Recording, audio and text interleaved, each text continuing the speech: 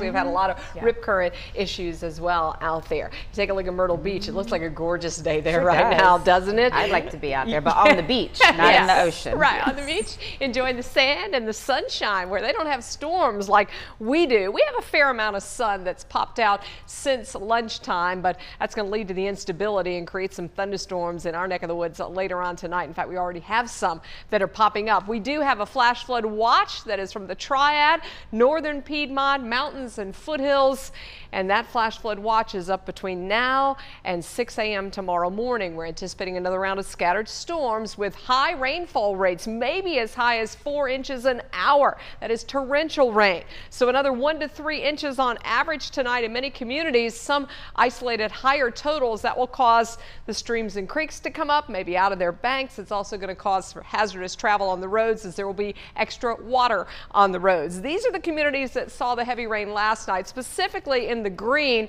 Those are areas that saw more than 2 inches of rain. So parts of Forsyth, Davie, as well as up into Stokes and Surrey, where we had flash flood warnings last night and some roads that had water on them. Notice the areas that didn't see as much rain over the last 24 hours. Places like Burlington and Asheboro and Greensboro, you're getting at least a few showers right now, but you're going to see that axis of heavy rain over the mountains kind of shift into your areas as we move through tonight.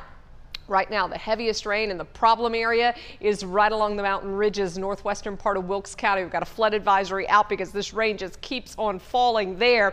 Also, intense thunderstorms. Look at all of the lightning along Highway 58 just east of Martinsville. We're also going to have quite a bit of a light show out there tonight with any of the storms that do develop. Then we've got some heavier downpours right now around Jamestown between High Point and Greensboro. Also, some heavier rain that's coming up into southern Forsyth County along Peters Creek Parkway. And then you look out to the west, you can see that main line here along the mountains that we're anticipating to kind of drop southeast into the Triad. And the marginal risk zone includes all of central North Carolina tonight. Didn't see much in the way of severe storms last night. We could get 1 or 2 tonight. The main threat would be damaging winds with those. Between now and about 7 o'clock, the storms and heaviest rain are over the mountains and foothills. Then it will shift into the Triad between 7 and midnight.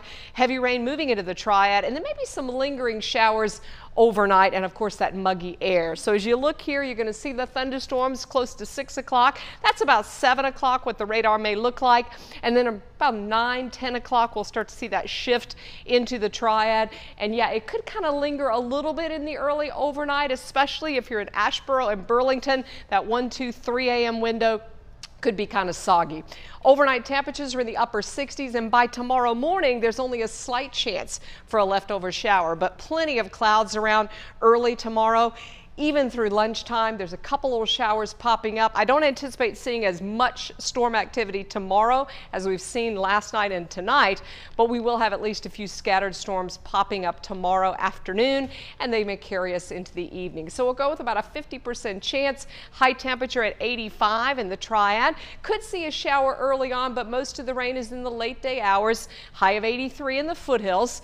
And then for the mountains, it should start to develop by lunchtime and then carry into the afternoon with a high of 78. That storm system that's way out to the west, barely moving right now, but our front will move in here by Friday. It looks like it gets just far enough to the south that we get a break on the first day of summer with less humid air, breezy conditions, slightly cooler, and then we'll bring the storms back on Saturday.